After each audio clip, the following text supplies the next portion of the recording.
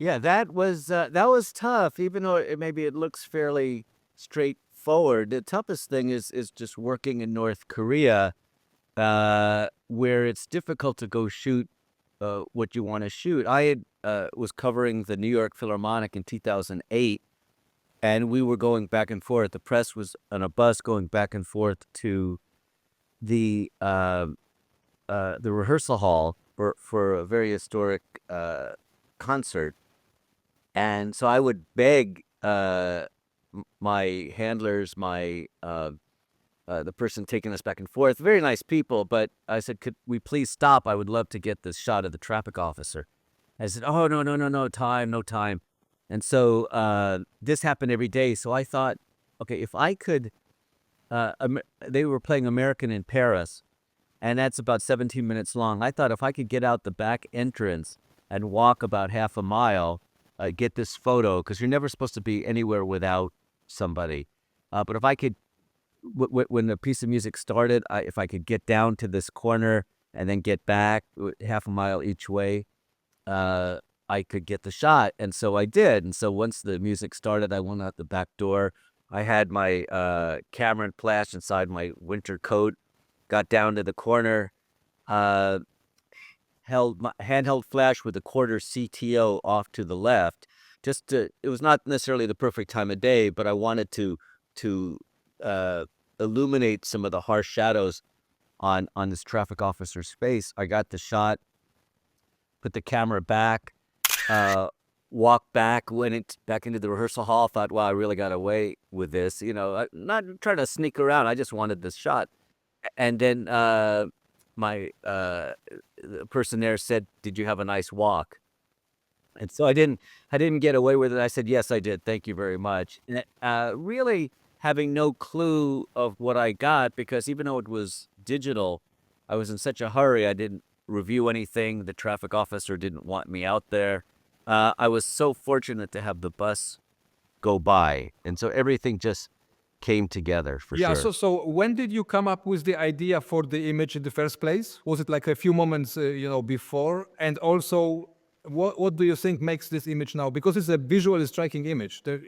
It's really you keep looking at it, And so, what do you think is this power, visual power here in this frame?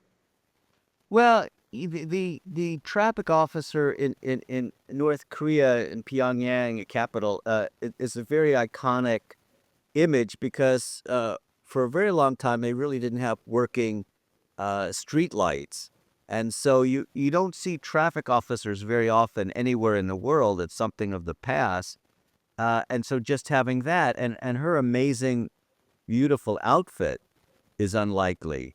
And so and also then the added element of the bus coming in. And so that's pure chance. I don't think I particularly even was aware of the bus coming in at the time. I was aware that I wanted to get some room at the bottom, and so that her feet would resolve themselves, because obviously she was walking around and the ice was melting, or the snow was melting in this one particular spot, but it was much better to frame to have some of the snow, ice at the bottom as well. And so I'm still, even if I'm in a rush, I'm trying to frame naturally, so you're not being yanked out of any corner. But I just think it's, her particular pose with her right arm out with the baton.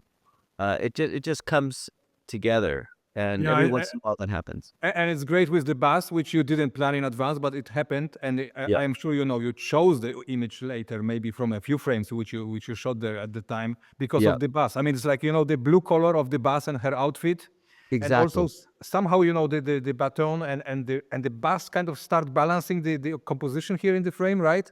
100%, 100%. And Yeah. so things work out. I mean, you put yourself in a position for something, and I'm not a maître or a maîtrette. I'm not a machine gunner. Da da da da da. Especially because I did use a flash here.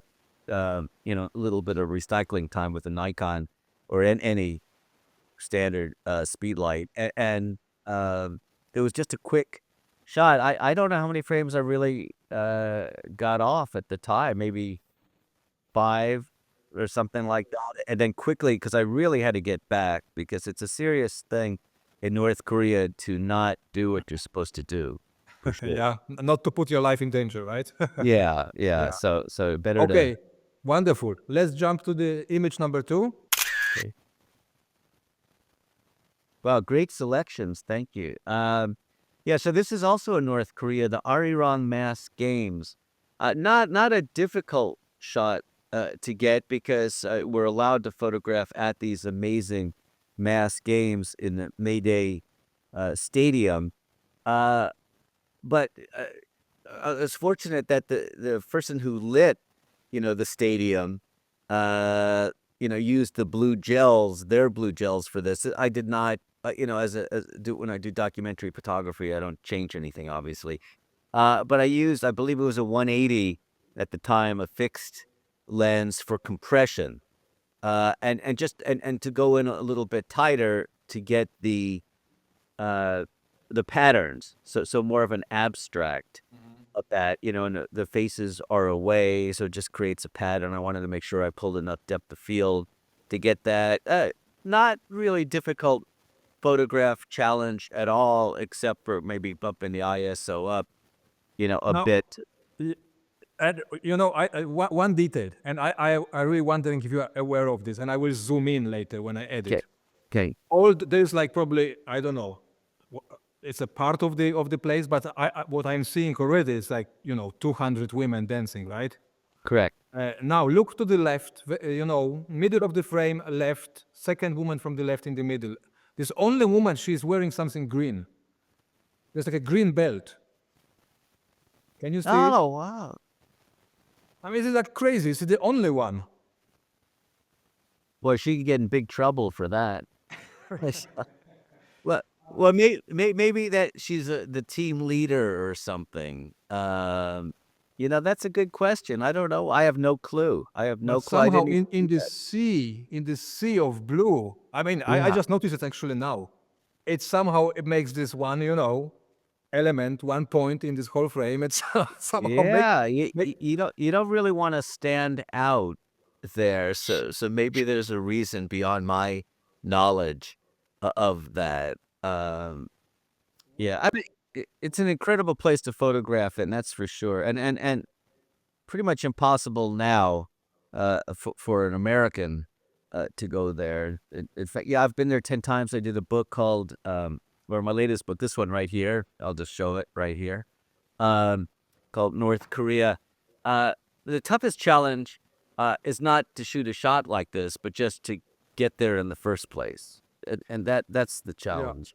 Do you Yeah. remember where you were positioned, at the time when taking Oh, this yeah. shot?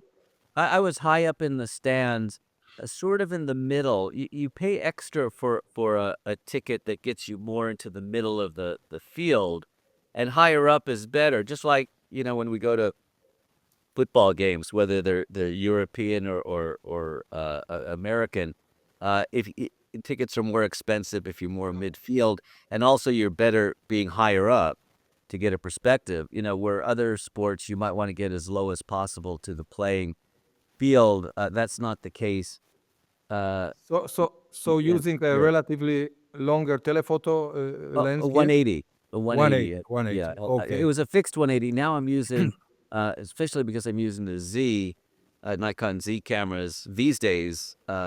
I've got a 70 to 200, but even back in the days when I was using DSLRs, I had switched to a 70 to 200. At that point, a 280 for travel. It's just so much easier. Though I did just get an 85 1.2, which is an unbelievable lens, but that's a Yeah. whole other story. Okay. Now, great shot. Wonderful. Okay, Thank you. let's move on. The next image. Yeah, well, this might be difficult in the fact that I had to marry the model, and so and actually that was my honor and pleasure, not any burden at all. But this is Mika, who actually is back in Japan, and I'm in the States, and so we're not married any longer, but we're still super super close. But this was not a setup scene at all. I did a book called The Way of the Japanese Bath, and so.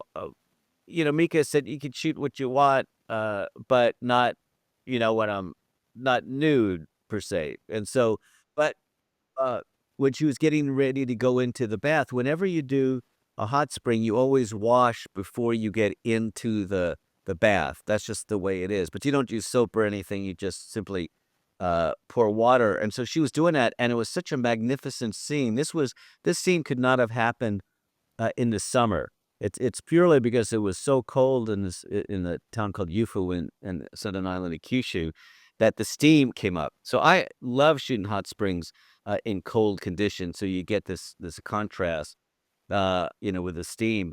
And so then after I shot it, and this was black and white film, I showed it to her. She goes, "That's fine. You can use it." And so um, it's not a mise en scène, as they say. This is real. And I always said to the people, whether it was Mika or other friends, I said, just do what you normally do. And so this is not a strict documentary approach. This is more of a fine art approach to work. And that was for this book, The Way the Japanese Bath, which if I had to pick a favorite, I guess just like with kids, you're not supposed to pick favorite kids, but if you don't tell anybody, I'll say it's the Way of the Yeah. Japanese Bath. In terms of what's happening with the light here, because it's so beautiful. I mean, the steam is Yeah. helping, but of course there's a light coming from above or something. You are shooting film, right? And Oh yeah. so do you remember you manually exposed for this, or how did you work? Because it's beautifully exposed, and light is, you are controlling the situation here. Absolutely. Well, I'm not so sure if I'm controlling the situation in terms of light at all, because I don't have any light. I mean, in other words, I've never used a light or anything for the Japanese bath shots, and almost always, handheld because there's people, moving in shots. I was just very fortunate. Of course, I chose my angle, and so it's possible that, because the light is behind. um on the wall somewhere. I mean, obviously it's backlit, and so or it's lights coming from the back. That I probably maybe I moved to the right, but I was using high speed film, typically Ilford 3200. At some points I use D-Max 3200. Often I use like an FM2, even though I had other cameras. A purely manual camera with a meter inside was better under these wet conditions. And so pretty much as simple as you could get. I probably had the 28 millimeter on, I would think, and just sort of position myself at an angle. And it happened very, very quickly because this was not and then this often happens, that you're going for one concept, like, with Mika in the bath, but yet this happened before she went in, and and I personally also love the bath, and so this has been a 30-year journey in the hot springs of Japan, and it's a journey I hope never ends. That's for Yeah, sure. wonderful. Have the book on my shelf, so Ah, thank you. everybody watching, I mean, amazing, amazing series. Absolutely love it. Yeah, that's why we selected one of those images here. Thank you so Okay, much. yeah. Next one, image number 4. Again, something slightly different. Yeah. This is an orangutan, and I'm not known for being an animal photographer at all. But I was on assignment in Indianapolis doing a travel story, and at the Indianapolis Zoo, they have an International Orangutan Center, and I used a flash because I was on a press trip. I had a little extra leeway in terms of what I could do, and so I just used a flash to illuminate uh, the face of the orangutans.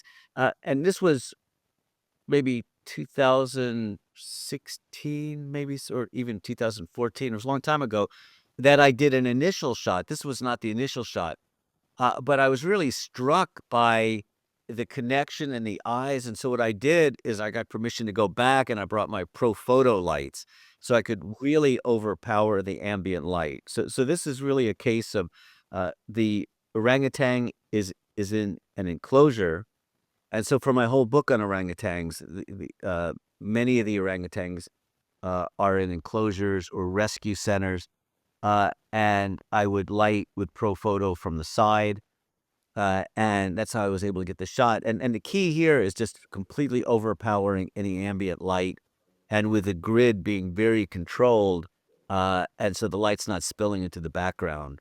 And it was hit and miss because also when I was shooting through glass, you'd get reflections, but I was very careful to try to get it at an angle. And also, fortunately, orangutans have fairly flat faces for the most part. Ver- some adult males have flanges that really come out, and then you get interesting shadows. But if you get too much to the side, that's a whole other issue. Yeah, the key here is just to overpower the ambient light for So sure. yeah, so you went now kind of through the technical challenges, let's say, For sure.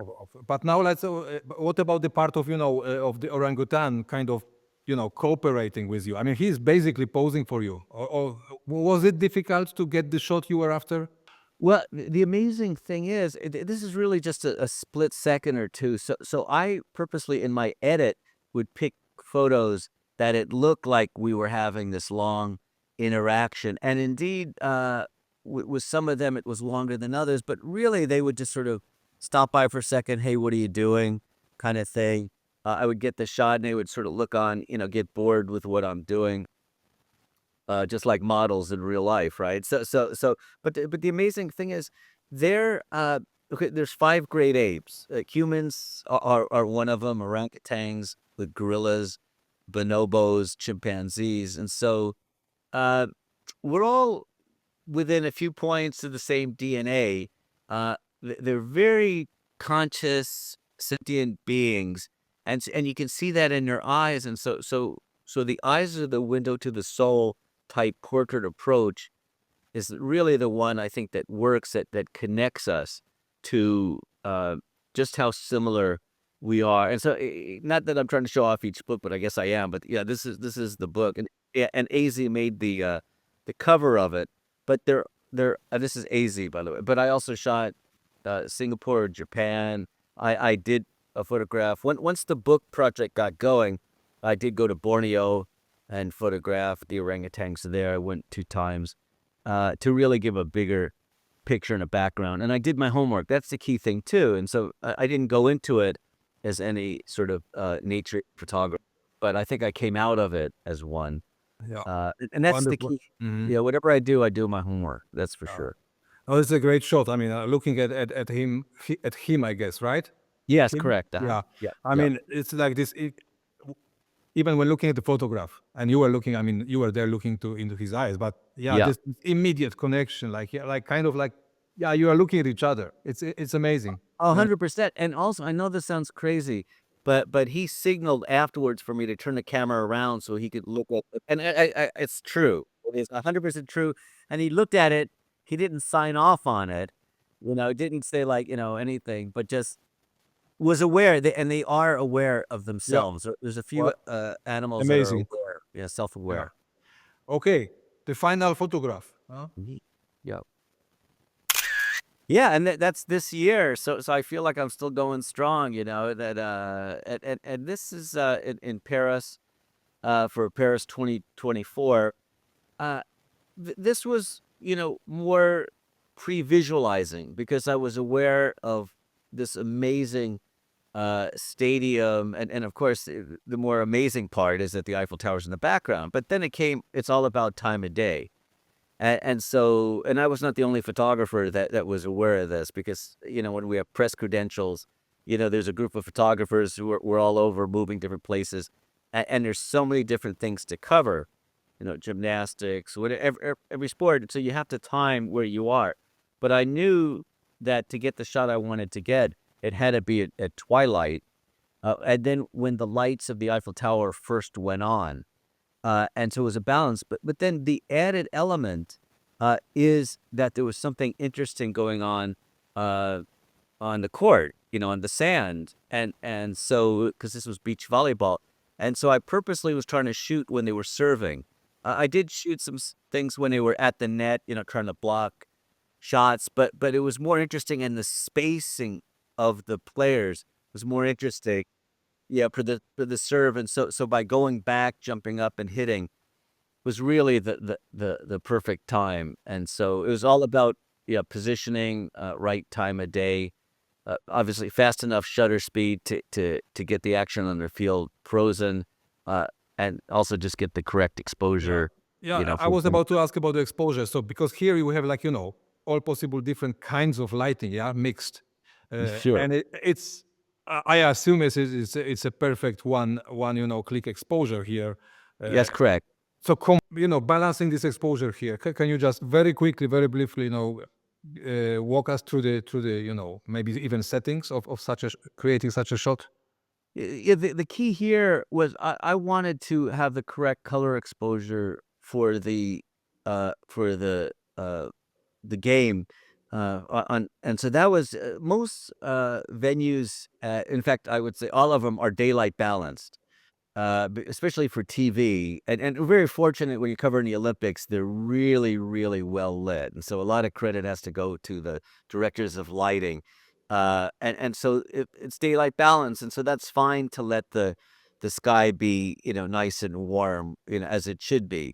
So first, just to get my color balance, and exposure for the game going on, and, um and just let the background be what it is, and so it was great, and of course, any earlier, it would have been too early. Not sure what that sound is, Oh, right. don't worry, it will be removed somehow later. Okay, here we go. Yeah, yeah. Didn't get yeah, sorry. Uh, so the key here was to balance the background and the foreground, light, but and that was really just a matter of waiting for the background to get dark enough. In other words, I started shooting when the ratio was not great, but then it worked out as soon as, it got just dark enough. Yeah, because I feel almost like, where they are playing the game, and also the fact that the guy serving, he's serving, but he's basically frozen. You froze him, yeah? Oh, that was a key thing. Yeah, that's a key thing, and I always look for that. I always say when I'm teaching workshops, look for the extra element. That's a very important thing. And so, I don't want one element of a shot to not work because of a guy, being too slow in the exposure. And so I probably photographed, at 500th of a second or maybe a thousandth of a second possibly, in order to make sure that he was frozen. Okay, but I'm then I was wondering if it's 500th of a second, was it enough, of a long exposure to capture the, the kind of the sky in the background? How did it work out in terms of, because this is much darker, right? Than the spotlights on the stadium. Well, no, because remember at one point, the background would be too bright. I'm actually gonna do very quickly, I'm gonna actually look at my exposures so there's no, guessing because I can't remember. The one thing when you shoot the Olympics, you shoot so many images that you can't remember each one, but I'm gonna actually look at my metadata, which is one of the amazing things. I look at metadata not just for, successes, but also shots that don't work. And also, whenever I teach workshops, it's the same thing. Okay, so this was shot at 1/500th of a second, f/5.6 ISO 2000. Okay. That's the exposure. So yeah, it's somehow intuitively I thought it would Yeah, not be that's doable it to right have this there. to have this short shutter speed, to catch all this action here, but then still to have it open for long enough to expose for the sky in the background. But apparently it works. Oh yeah, no, it's just it's just about waiting for the balance. I mean, that's the key thing. Just wait for the balance. And as a, so when I started shooting, it was still too bright, but I wanted to make sure I got something. And then eventually I shot until it was too dark, where the sky was just muddy. I mean, later on in the evening, they did have a light show, with lasers going out of the Eiffel Tower, and I waited around to shoot that as well, but I didn't like that as much. I thought this was sort of a cleaner, more elegant sort of shot, and it was nice to have some ambient light left in the back to separate the Eiffel Yeah. Tower from the background. Wonderful, Mark. Short session, but so much Yeah. info and packed with content and value. So I'm sure our members will really appreciate it, enjoy it. Yeah. So thank you so much for sharing those backstories. My We're staying in touch, and Sure. your work will be coming up in one of the upcoming editions of Frames. So we have to talk also about this one.